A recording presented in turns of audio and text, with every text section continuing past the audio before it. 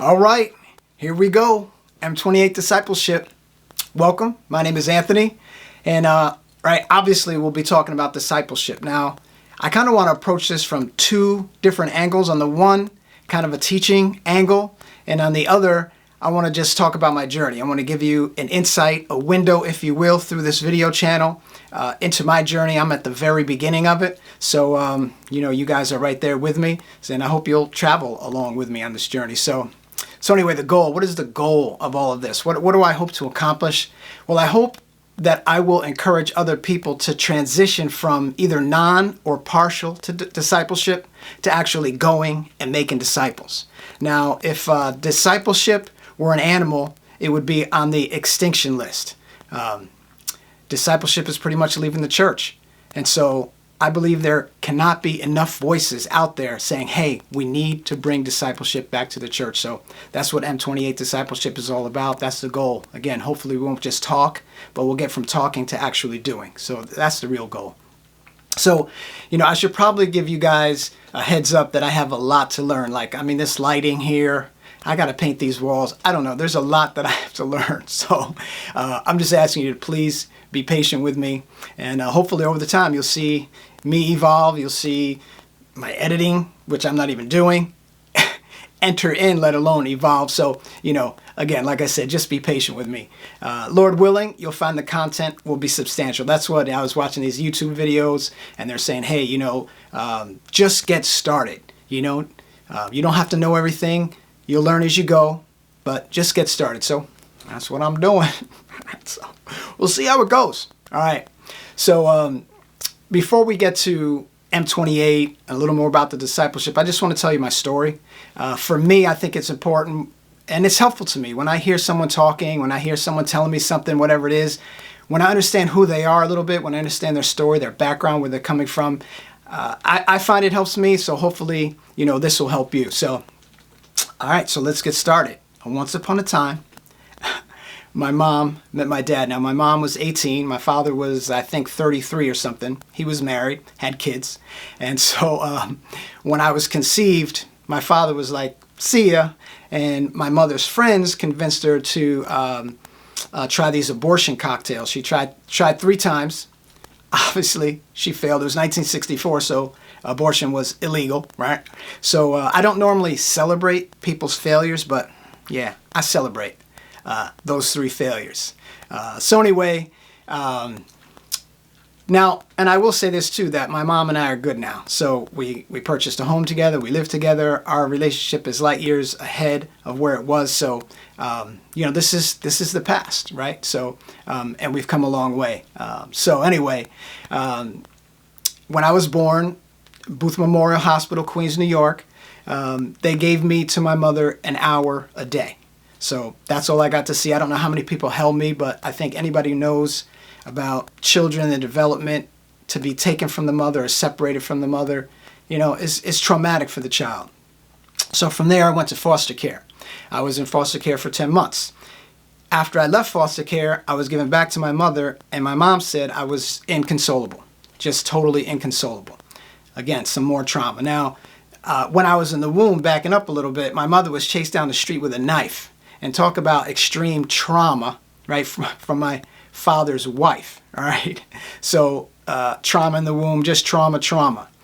So when I was 5, my mom was so struggling with the whole parenting thing because she had been 19. She didn't want to have me. She stayed. So she took 2 weeks, left me with a woman who molested me. And while she was trying to figure out whether she could continue to be a parent or not. Anyway, she did. She continued on.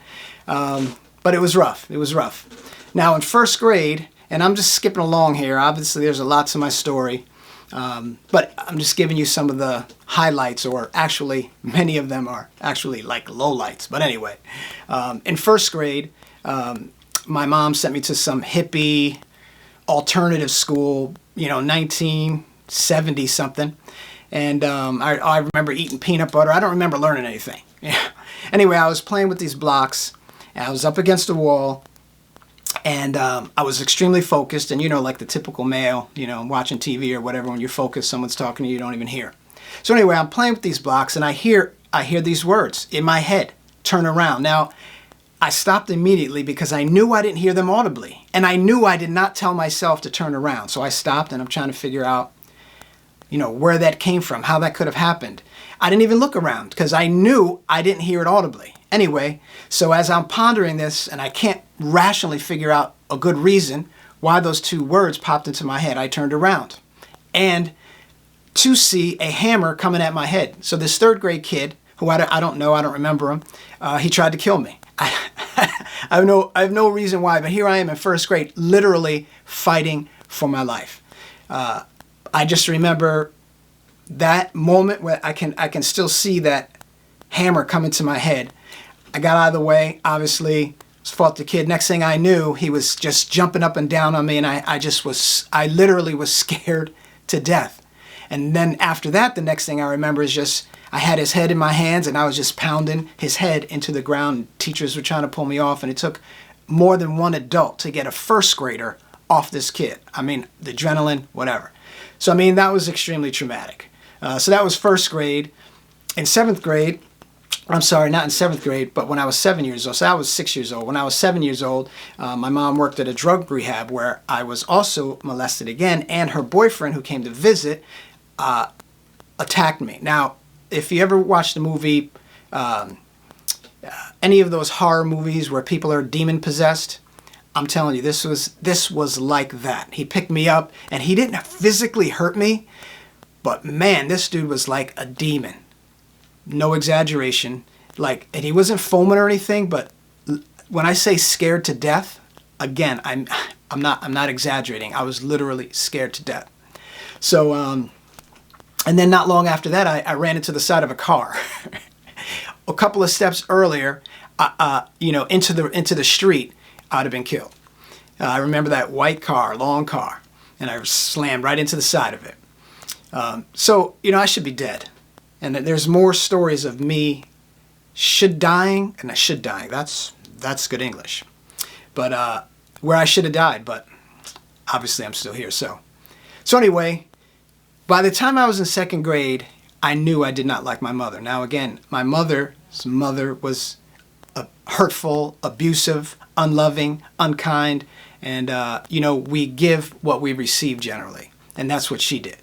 So I remember distinctly the day and the moment, just standing there talking to my mother, and I knew I do not like this woman. And from then on, in my heart began to harden and harden and harden toward her.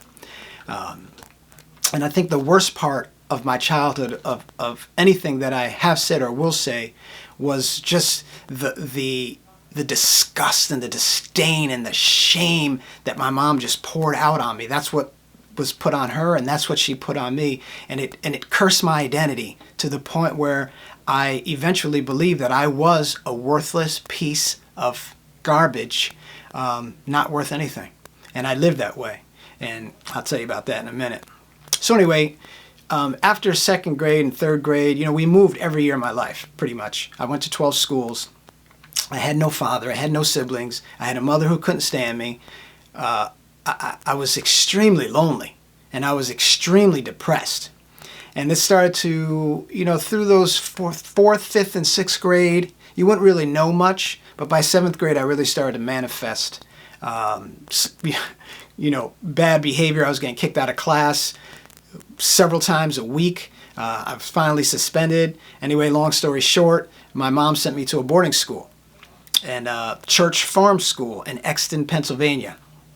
And I loved it because I did not have to be with my mother. I didn't have to see her. I could live away from her. I was so happy. But anyway, when I was in ninth grade, I got into a fight, and this teacher told me to walk away and not say anything.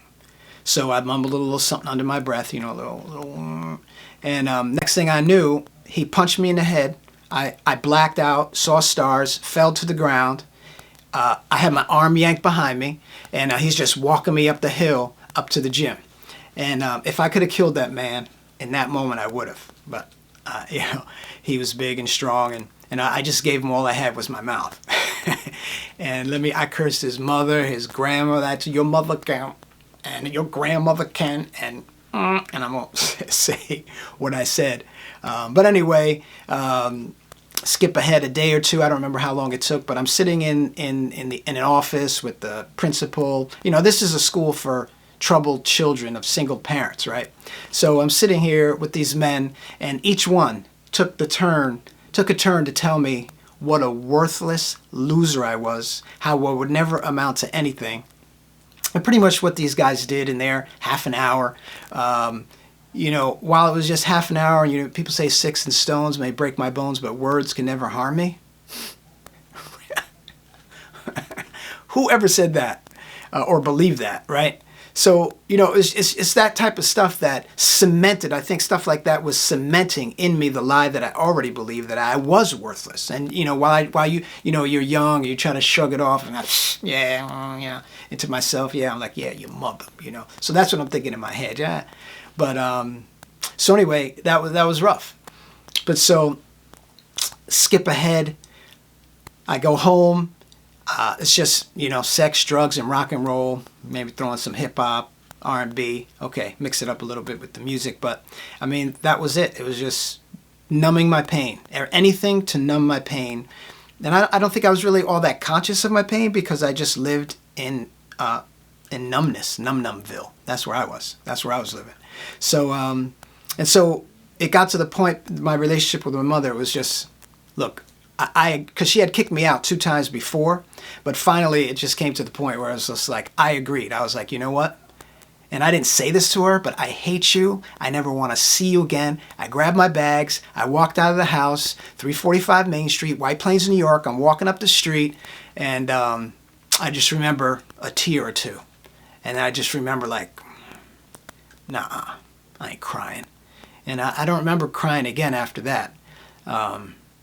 My heart was hard. It was just, you know, the hardening of the heart. It gets harder and harder and harder. You don't care about anything or anybody, you know, and I didn't.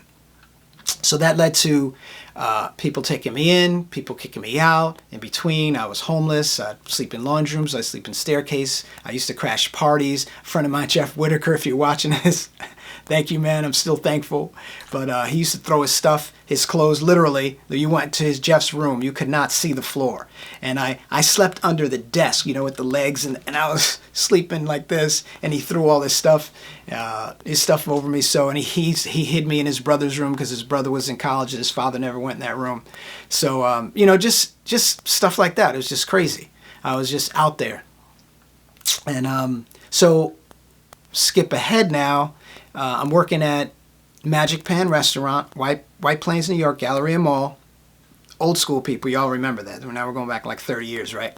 So anyway, I'm working at this restaurant, and in comes Vince Churchiara. Now, Vince was an extremely quiet guy, the total opposite of my personality. I'm extreme extrovert. He'd be an extreme introvert. And, you know, I was just like, yo, what's up? How you doing? And then I began to notice he had a styrofoam cup because it's hot in the kitchen, always drinking something. And he put, you know, like, I love Jesus on his cup. And so now I'm like, okay. Now I grew up, like, my mom was spiritually searching this whole time I was growing up. I remember when I was little, I think it was in 2nd or 3rd grade, we went to some apartment and they were chanting for like an hour. And I still remember what they said. That's how I was like, it was crazy. Nam Myoho Renge Kyo. And they just said it over and over and over and over. And I was like, what the So, and then she had like a little statue with incense and burning stuff. I'm like, is this God? So these things that my mom was doing, I was just like, this is ridiculous. And then of course you meet people who are they're hypocrites and they call themselves Christians or believers or whatever, or people, you know, hanging themselves by their nipples for God, you know, hanging there. You're like, what? So anyway, my idea of religion was not good. And then so here comes Vince, and you know, I was kind of fine, okay, you know, but I remember, you know, so he's got drinking, Jesus, whatever. But one day I go into the freezer, the walk-in freezer where you get all your backups, and I went to get some cordon bleus, and it's a big tray, right? And it has saran wrap on it, and over the whole tray there's writing over the whole tray. Now I'm looking at that, I'm like, who is in here It's freezing in here, writing. And then I'm looking at it, and I'm like, and I didn't grow up with church or God. I had zero knowledge of the Bible. But I just kind of guessed that it was Vince and it was something about God. And I'm like, dude is in here writing Bible verses on the saran wrap, I'm covering the cordon blues. I'm like, this dude, okay.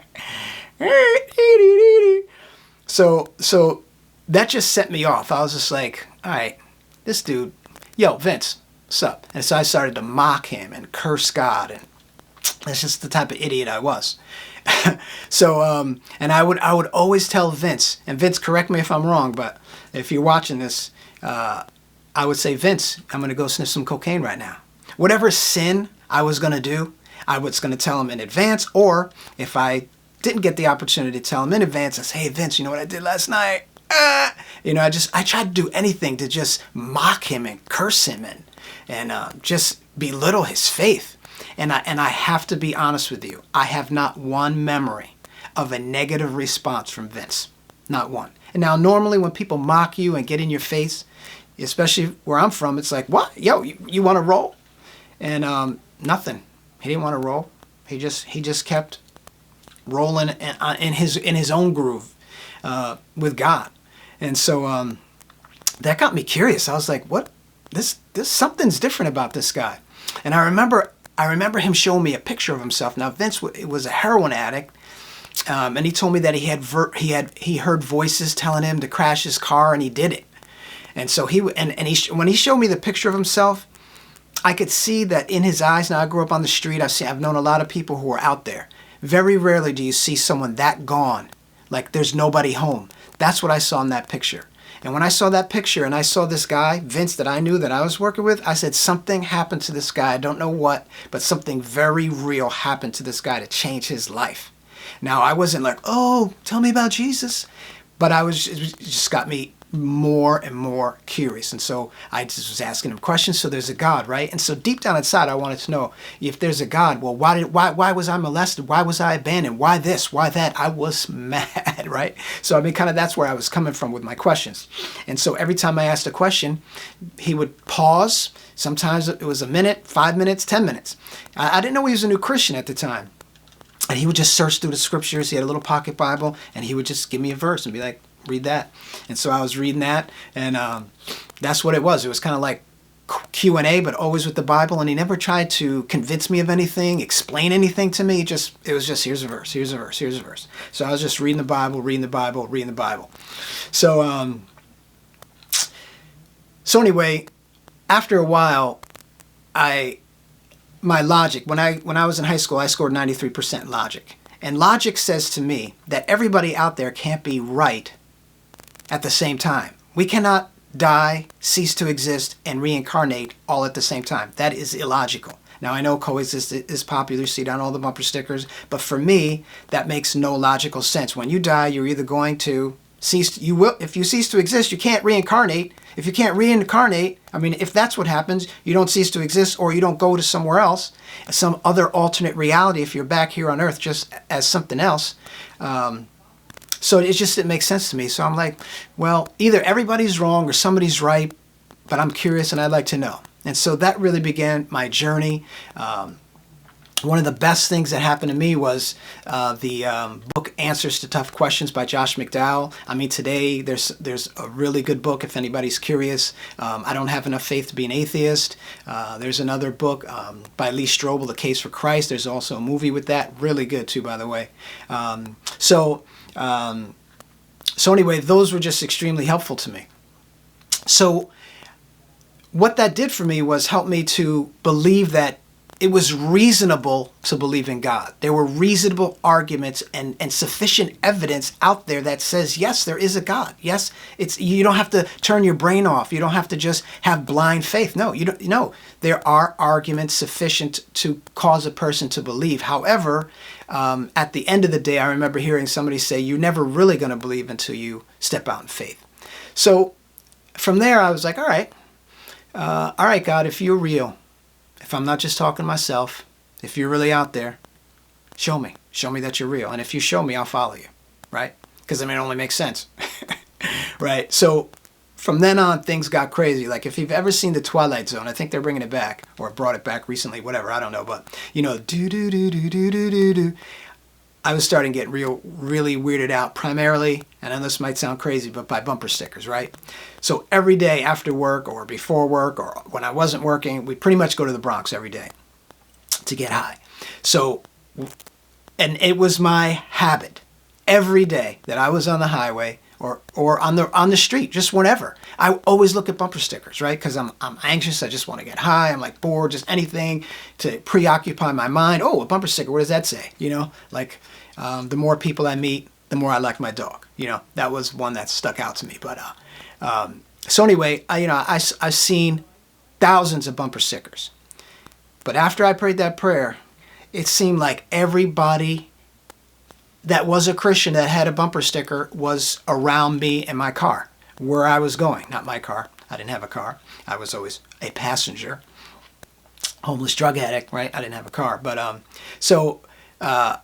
mean, it just was weirding me out. I was like, I've never seen, maybe I've seen a couple of bumper stickers, not that many. So anyway, so stuff like that, I'd be going somewhere, there's a drug deal going down. There's Moses and the Ten Commandments on TV. I'm walking down the street. There's some Christian material. I mean, it seemed like everywhere I was going, there was something speaking to me about God.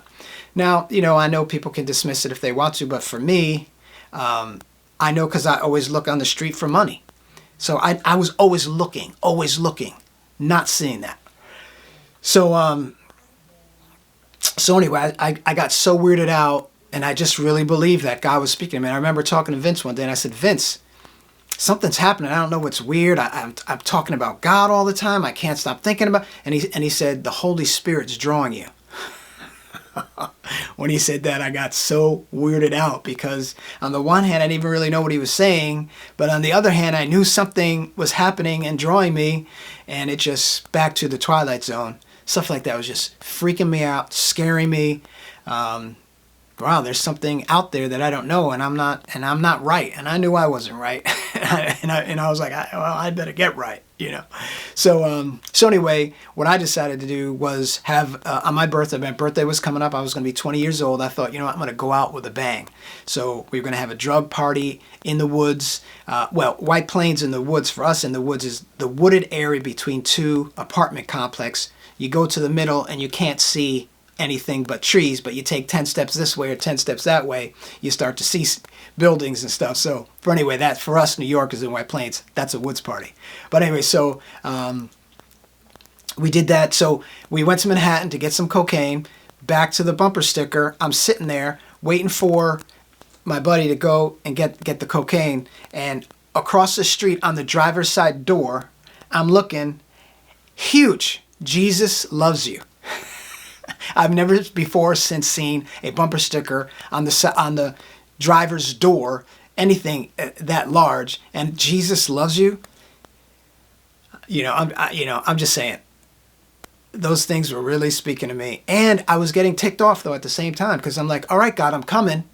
Can't you leave me alone until I just want to party. One last time. Do you gotta, all right already, all right. That's kind of how my attitude was.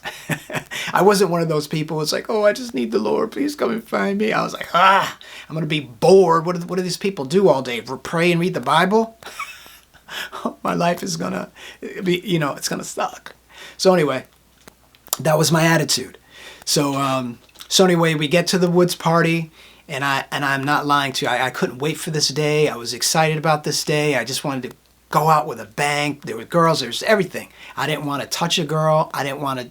I tried to drink. I couldn't drink. I tried to sniff. I couldn't. I mean, I was like, I couldn't force myself even to do it. And I'm just staring at the stars and I'm looking at the fire and I'm getting into nature. I'm just telling you. It was crazy. And I was mad. I was mad at God. Anyway. So on my way home, because I left the party early, they're like, yo, where are you going? I'm like, I'm out of here. And they were like, this is your party and you're leaving it. And they were mad at me. Which, I understand. So anyway, friends were like, hey, we'll take you home. So they dropped me off, and they dropped me off at the wrong location. So I'm thinking to myself, well, take a main street to a main street and I'll figure out where I'm going. So as I'm walking down this main street, I keep hearing this voice telling me to cross over to a side street. And it's not an audible voice. And I'm trying to figure out, that makes no logical sense. Why would I tell myself to cross over? I just wouldn't do that. So, but the voice comes back again. And I'm getting like annoyed. I'm trying to figure out, could this be coming from within me? Because I wouldn't tell myself that. And I'm telling myself that I wouldn't tell myself that because I know me and I know I wouldn't say that. That makes no logical sense. So I ignored it again. Third time I heard it and I'm like, Ma, where? So just out of pure curiosity, I'm like, why? All right. So there was a little clearing right there. Because it was like, there was this street and there was the parallel street and there were cars here, and then lined up there were like mini trees and like a bush thing or whatever. I don't know, but it was like you had to like kind of press your way through. So, but there was like a little clearing. So I stepped through, and the moment I stepped through, I walked through these two cars, and on the right, on the car on the right, on the back glass of the car, it said, Jesus. I asked Jesus, how much do you love me? And he said this much, and he opened his arms and he died. So, again, God proves himself to different people in different ways. But for me, that was just it. I was just like, all right, God is real.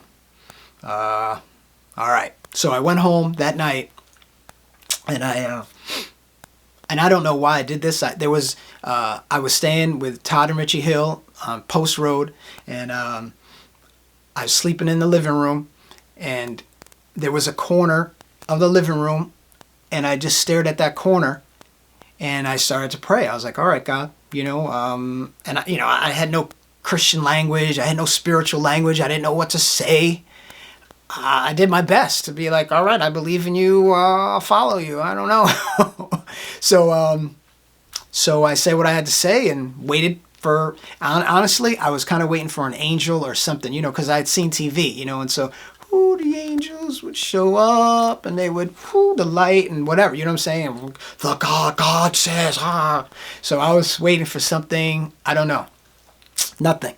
So the next night, I prayed again, and I tried to get a little more, try to tell God what I think he wants to hear, try to put a little more something into it, which I don't know what that something is, but I was trying my best. Nothing. So the third night, I pray again, nothing. So now I'm ticked off. And I was like, you know what? Blank this. I picked up my cigarettes. I put one in my mouth. I'm ready to light it. And I hear two words, not audibly. I hear these words, it worked. And it scared the bejeebers out of me. I mean, if I would have seen some kind of supernatural something or other, I know I would have soiled myself. I'd have probably run. I don't know what would have happened. It would have been crazy. But anyway, so I heard it worked.